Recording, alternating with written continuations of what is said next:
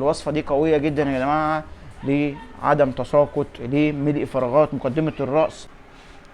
هتجيبي ميه وتغطي بيها كل الكلام ده، وهتسيبيها على النار تغلي معاكي لحد مثلا ربع ساعة. بس قبل ما نبدأ نخش في الموضوع تاني، مش عايز من حضرتك بس غير الدعوة لأبويا وأمي الله يرحمهم والصلاة على حضرة النبي. يلا بينا. بعد كده ست الكل على النار واغليهم. بس أهم حاجة في الموضوع ده كله إن احنا نغطي الوصفة، عشان البخار اللي بيطلع هي الزيوت اللي احنا محتاجينها في الوصفة بتاعتنا.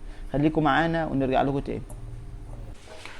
وبكده يا ست الكل، بعد ما هي غليت على النار، هتعملي ايه يا قمر؟ هتجيبي اي طرحة عندك او اي حاجة تعملي عملية تصفية بيها. احنا عايزين من الموضوع ده كله المية. هتحضري عندك بخاخة طبعا او اي حاجة، وهتبدأي تعملي فيها اهو. انزل تحت كده يا محمد.